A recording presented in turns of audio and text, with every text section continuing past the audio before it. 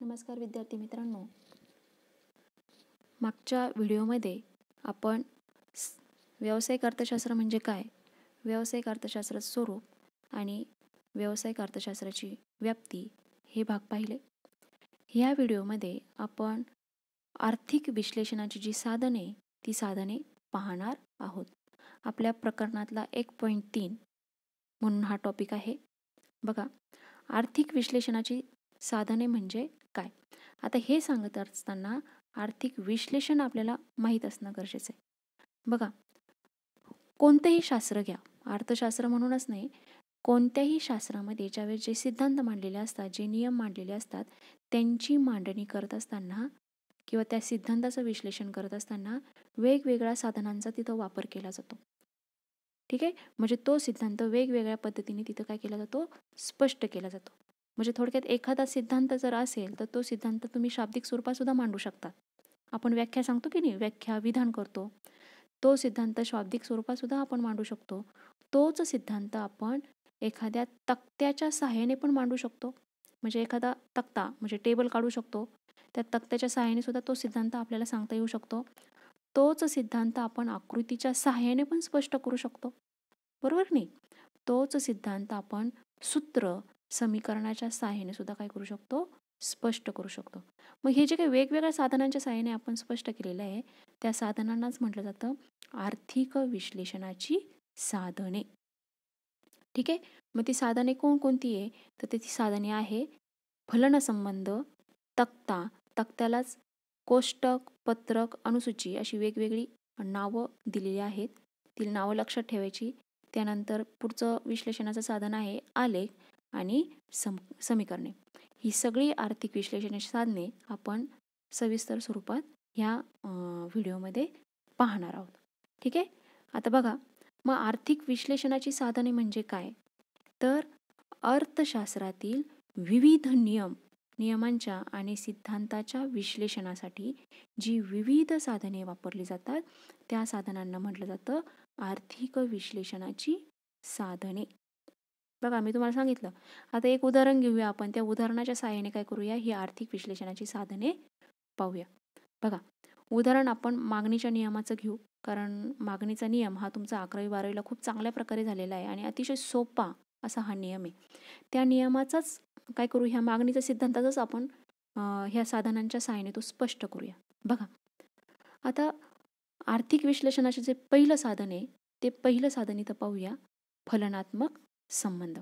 आता फलनात्मक संबंध म्हणजे काय, तर जेव्हा एक घटक दुसऱ्या घटकावर अवलंबून आहे असे सुचवायचे असते त्यावेळी एक घटक दुसऱ्या घटकाचे फलन आहे असे म्हटले जाते. बघा, लक्षपूर्वक आहे का, जेव्हा एक घटक दुसऱ्या घटकावर अवलंबून आहे असं सुचवायचंय, बरोबर नाही. आता आपण आपल्या व्यवहारातलं उदाहरण घेऊ, आपलंच उदाहरण घेऊ की आपण कुणावर अवलंबून असतो, आपण आपल्या वडिलांवर काय असतो, अवलंबून असतो, बरोबर आहे की नाही. आपल्या प्रत्येक गरजासाठी आपण आपल्या वडिलांवर अवलंबून असतो. जेव्हा एक घटक दुसऱ्या घटकावर अवलंबून आहे असे सुचवायचे असते त्यावेळेस एक घटक दुसऱ्या घटकाचे फलन आहे असे म्हटले जाते. आता उदाहरण जर घ्यायचं ठरलं तर आपण काय करूया, मागणीच्या सिद्धांताचं उदाहरण घेऊया. तर मागणीचा सिद्धांत आहे, त्या सिद्धांतामध्ये मागणी ही कशावर अवलंबून आहे, तर मागणी ही वस्तूच्या किमतीवर अवलंबून असते, बरोबर नाही. किंमत पातळीत बदल झाला की मागणीमध्ये काय होतो, बदल होतो. उदाहरणार्थ नियम काय सांगतो की एखाद्या वस्तूच्या किंमत पातळीमध्ये वाढ झाली असता त्या वस्तूच्या मागणीमध्ये काय होते, घट होते. आणि किंमत पातळीमध्ये घट झाली असता मागणीमध्ये काय होते, वाढ होते, बरोबर नाही. म्हणजे थोडक्यात मागणी आणि किंमत यांच्यामध्ये काहीतरी विशिष्ट संबंध आहे, एक फलनात्मक संबंध आहे. तो संबंध ह्या फलनात्मक संबंधाच्या सहाय्याने आपण स्पष्ट करू शकतो. म्हणजे वाक्य काय वापरू शकतो की मागणी हे किमतीचं काय आहे, फलन आहे. म्हणजे थोडक्यात मागणी ही किमतीवर अवलंबून आहे. येते का लक्षात, मागणी हे किमतीचं फलन आहे याचा असा अर्थ होतो की मागणी ही किमतीवर अवलंबून असते. म्हणजे थोडक्यात किमतीमध्ये बदल झाला की मागणीमध्ये बदल होणार, बरोबर आहे की नाही?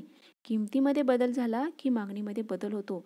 मागणी बदलली म्हणून किमतीमध्ये कधीच बदल होत नाही. किंमत बदलते म्हणून मागणी बदलते. येते का लक्षात? म्हणून असं म्हटलं जातं, मागणी हे किमतीचं फलन आहे. ठीक आहे. आता हे आपण एका सूत्ररूपाने मांडू शकतो. बरोबर नाही? यांचा संबंध आपण कसा दाखवू शकतो?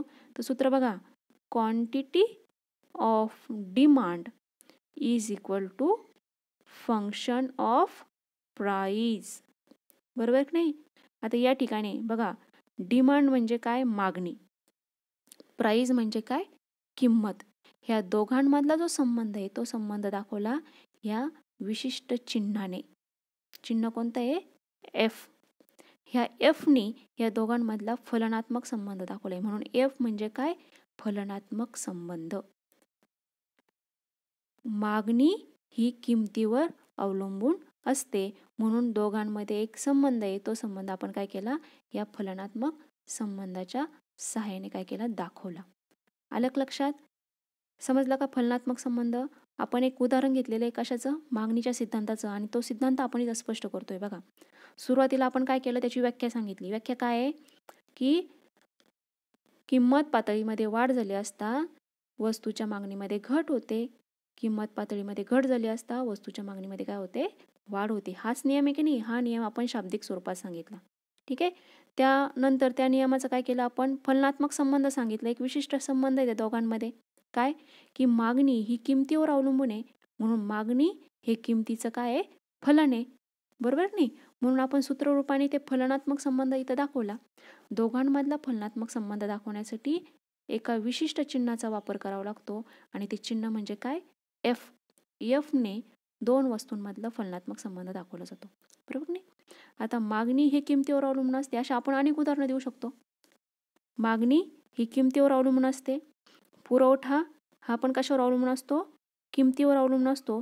त्यामुळे पुरवठा हे किमतीचं फलन आहे असं म्हटलं जातं. अजूनही उदाहरण देऊ शकतो आपण. उपभोग हा कशावर अवलंबून असतो? हा उत्पन्नावर अवलंबून असतो. उपभोग म्हणजे काय? आपण जे वस्तूंचा उपभोग घेत असतो. बरोबर की नाही? उपभोग हा नेहमी उत्पन्नावर अवलंबून असतो. उत्पन्नामध्ये बदल झाला, आपल्या उपभोगामध्ये लगेच बदल होतो. बरोबर की नाही? उत्पन्नामध्ये वाढ झाली, आपला उपभोग लगेच वाढतो. उत्पन्नामध्ये घट झाली, उपभोग घटतो. म्हणून उपभोग हे उत्पन्नाचे फलन आहे. येते लक्षात? अजून एक उदाहरण घेऊ शकतो आपण की आपला खर्च कशावर अवलंबून असतो? तर आपला खर्च आपल्याला मिळालेल्या उत्पन्नावर अवलंबून असतो. उत्पन्नात बदल झाला, आपल्या खर्चामध्ये लगेच बदल होतो. उत्पन्न वाढलं, आपला खर्च लगेच वाढतो. उत्पन्नात घट झाली, आपला खर्च लगेच काय होतो? कमी होतो. म्हणून असं म्हटलं जातं, खर्च हे उत्पन्नाचे फलन आहे. समजते का? लक्षात येते तुमच्या? खर्च हे उत्पन्नाचे फलन आहे. किती उदाहरणं दिले बघा मी. मागणी ही किमतीवर अवलंबून असते म्हणून मागणी हे किमतीचं फलन आहे. दुसरं उदाहरण, पुरवठा हे किमतीचं फलन आहे. कारण पुरवठा कशावर अवलंबून असतो? किमतीवर. आपला उपभोग हा आपल्याला मिळणाऱ्या उत्पन्नावर अवलंबून असतो म्हणून उपभोग हे उत्पन्नाचे फलन आहे. आपला खर्च हा आपल्या उत्पन्नावर अवलंबून असतो म्हणून खर्च हे उत्पन्नाचे काय आहे? फलन आहे. बरोबर आहे की नाही? असे अनेक उदाहरणं देऊन आपण हा आपला फलनात्मक संबंध स्पष्ट करू शकतो. येते का लक्षात? मग मी जे काही उदाहरणं दिली ही सगळी उदाहरणं म्हणजे ते सिद्धांत आहे. मागणीचा सिद्धांत आहे, पुरवठ्याचा सिद्धांत आहे, उपभोगाचा सिद्धांत आहे, उत्पन्नाचे सिद्धांत आहे. हे सगळे सिद्धांत आहे आणि हा सिद्धांत स्पष्ट करण्यासाठी फलनात्मक संबंध याचा वापर केला जातो. म्हणून आर्थिक विश्लेषणाचं हे अतिशय महत्त्वाचं असं काय आहे बघा. आर्थिक विश्लेषणाचं दुसरं साधन आपण आता इथे पाहूया. दुसरं साधन आहे तक्ता. त्यालाच कोष्टक, पत्रक किंवा अनुसूची असेही म्हटलं जातं. तर तक्ता किंवा कोष्टक हे आर्थिक विश्लेषणाचं अतिशय महत्त्वाचं असं साधन आहे. कारण बघा, कोणताही सिद्धांत घ्या किंवा नियम घ्या, तो नियम किंवा सिद्धांत मांडत असताना दोन घटकांचा एकमेकांवरील परिणाम अभ्यासला जातो. म्हणजे थोडक्यात एका घटकात बदल झाल्यामुळे इतर घटकात कशा प्रकारे बदल होतो याचं विश्लेषण केलं जातं आणि हे विश्लेषण योग्य पद्धतीने करता यावं यासाठी तक्त्याचा वापर केला जातो. बरोबर आहे की नाही? आता आपण अनेक सिद्धांत पाहिले अर्थशास्त्रामध्ये. तुम्ही 11वी-12वीला असताना सुद्धा अनेक सिद्धांत पाहिले असतील. त्याच्यामध्ये मागणीचा नियम होता, पुरवठ्याचे नियम आहेत किंवा घटत्या सीमांत उपयुक्तेचा नियम आहे. कोणतेही नियम ज्यावेळेस मांडले त्यावेळेस त्यामध्ये तक्त्याचा वापर केलेला आपल्याला पाहायला मिळतो. बरोबर आहे की नाही? म्हणून आता यामध्ये आपण आपलं आर्थिक विश्लेषणाचं जे साधन आहे, ही संकल्पना स्पष्ट करण्यासाठी आपण एक उदाहरणाच्या सहाय्याने पाहतोय. बघा, फलन संबंध आपण मागणीचा सिद्धांत पाहून फलन संबंध पाहिला. आता मागणीच्या सिद्धांताचाच वापर करून आपण तक्ता ही गोष्टसुद्धा किंवा हा जो दुसरं साधन आहे ते स्पष्ट करूया. बघा, मी एक उदाहरण घेतलेलं आहे, म्हणजे मागणीच्या सिद्धांतावरनं आपण या तक्त्याचं स्पष्टीकरण देऊया. एक उदाहरण घेतलं आहे. ह्या उदाहरणामध्ये मी एक मागणीपत्रक घेतलेलं आहे. ठीक आहे. आता मागणीपत्रक म्हणजे काय हे तुम्हाला माहिती आहे की एखाद्या व्यक्तीची बाजारातील जी वेगवेगळ्या किमतीला असणारी जी मागणी आहे, ती मागणीचा इथं काय केलेलं आहे, विचार केलेला आहे किंवा त्या मागणीचा इथे सर्वे केला आणि तो वेगवेगळ्या किमतीला वस्तूला कशी मागणी करतो त्याचं एक त्या मिळालेल्या माहितीवरनं एक पत्रक इथं तयार केलेलं आहे. त्याच पत्रकाला म्हटलेलं आहे मागणीपत्रक. बघा, आता आपण एक उदाहरण घेताना साखरेचं उदाहरण घेऊ की व्यक्ती किंवा एक उपभोक्ता साखरेची खरेदी करतोय. आता तो पाहतोय की बाजारामध्ये साखरेचा भाव हा 20 रुपये किलो आहे. ज्यावेळेस साखरेला 20 रुपये किलो हा भाव होता, एका किलोला 20 रुपये, त्यावेळेस तो काय करायचा की साधारणपणे 5 किलो इतकी साखर मागायचा. म्हणजे 5 किलो साखरेला काय करायचा, मागणी करायचा. त्यानंतर ज्यावेळेस साखरेची किंमत ही 20 रुपयावरनं 15 रुपये झाली. बघा, लक्ष द्या, साखरेची किंमत ज्यावेळेस 20 रुपयावरनं 15 रुपये झाली त्यावेळेस त्याने असा अभ्यास केला की साखरेचे भाव काय झालेले, आता कमी झालेले, 5 रुपयाने कमी झालेले आहे. त्यामुळे साखरेची किंमत कमी झाल्यामुळे त्याने साखरेची मागणी वाढवली. पूर्वी तो 5 किलो साखर खरेदी करायचा, आता तो किती साखर घेतोय, 10 किलो साखर. बरोबर की नाही? नंतर साखरेचे भाव अजून कमी झाले, 15 रुपयावरनं साखरेचे भाव आता 10 रुपये किलो झाले. बरोबर आहे की नाही? ज्यावेळेस साखरेची किंमत कमी झाली त्यावेळेस तो साखरेची मागणी आता 10 किलोवरनं 15 किलो इतकी करायला लागला. येते एक लक्षात? आता हा सिद्धांत तुम्हाला माहिती आहे, पण मी एक जस्ट आपलं तक्त्याचं विश्लेषण करायचं आहे किंवा तक्त्याचा वापर कसा केला जातो हे सांगण्यासाठी मी तुम्हाला एक मागणी पत्रकाचा इथं आधार घेतलेला आहे. ठीक आहे. आणि साखरेची किंमत अजून कमी झाली, ती 5 रुपये किलोनी आता जर साखर मिळायला लागली तर उपभोक्त्याला वाटतं की साखरेचे भाव एकदम कमी झालेले, मग तो किती साखर घेतो, 20 किलो इतकी साखर विकत घेतो. म्हणजे 20 किलो साखरेला तो काय करतो, मागणी करतो. येते एक लक्षात? म्हणजे थोडक्यात साखरेची किंमत जर कमी झाली तर उपभोक्ता काय करतो, साखरेला असणारी म्हणजे मागणी आहे ती मागणी काय करतो, तो वाढवतो. म्हणजे थोडक्यात काय, किंमत पातळीत घट झाली असता साखरेच्या मागणीमध्ये काय होत चालते, वाढ होत जाते आणि किंमत पातळीत वाढ झाली असता साखरेची मागणी पण काय होते, घट होते. बरोबर नाही? म्हणजे मागणी आणि किंमत यांच्यामधला संबंध कसा आहे, व्यस्त आहे, हे आपल्याला इथून लक्षात येते. ठीक आहे. या पत्रकाच्या सहाय्याने आपल्याला आपला सिद्धांत स्पष्ट करता आला. कोणता, मागणीचा नियम. बघा, किमतीमध्ये जसजशी घट व्हायला लागली आहे तशी मागणीमध्ये काय व्हायला लागली आहे, वाढ होताना आपल्याला दिसते. आणि किंमत जसजशी वाढायला लागेल म्हणजे थोडक्यात 5 रुपयावरनं 10 रुपये किलो, 10 रुपयावरनं 15 रुपये किलो आणि 15 रुपयावरनं जर 20 रुपये किलो अशी जर किमतीमध्ये वाढ झाली तर साखरेची मागणी लगेच 20 किलो साखरेवरनं 15 किलो साखर, 15 किलो साखरे नंतर 10 किलो साखर आणि शेवटी तो काय करतो, 20 रुपये किंमत असेल तर तो 5 किलो साखर खरेदी करतो. येते एक लक्षात? म्हणजे थोडक्यात मागणीचा जो सिद्धांत आहे तो सिद्धांत आपण ह्या तक्त्याच्या सहाय्याने सुद्धा काय केला, स्पष्ट केला. सांगायचा मुद्दा एवढाच आहे की आर्थिक विश्लेषणाचं जे दुसरं साधन आहे तक्ता, हे साधनचा वापर अशा पद्धतीने केला जातो. बरोबर नाही? कोणताही सिद्धांत मांडत असताना मिळालेल्या आकडेवारीचं तक्त्याच्या सहाय्याने ती प्रदर्शित केली जाते, जेणेकरून तुम्हाला तो अभ्यास सुटसुटीत व्हावा आणि सोपा वाटावा. बरोबर नाही? पूर्ण सिद्धांत मागणीचा तो तुम्हाला ह्या तक्त्याच्या माध्यमातून इथं अभ्यासायला मिळतोय. म्हणून आर्थिक विश्लेषणाचं तक्ता हे सुद्धा अतिशय महत्त्वाचं साधन आहे. बरोबर आहे की नाही. आता आपण पुढचं साधन पाहूया, ते म्हणजे आलेख. बघा, आर्थिक विश्लेषणाचं साधन स्पष्ट करण्यासाठी मी मागणीचा सिद्धांत हे उदाहरण घेतलेले. या मागणीच्या सिद्धांतावरनं आपण फलनात्मक संबंध पाहिला, बरोबर की नाही. या मागणीच्या सिद्धांताचं स्पष्टीकरण करण्यासाठी आपण तक्त्याचाही वापर केला, बरोबर की नाही. आता तोच मागणीचा नियम स्पष्ट करण्यासाठी ह्या तक्त्याच्या आधारे आपण इथे काय केली, आकृती पण काढलेली आहे, बरोबर नाही. तुम्हाला मागणीचा नियम तुमच्या डोळ्यासमोर आला असेल, तो कसं स्पष्ट केलेला आहे बघा.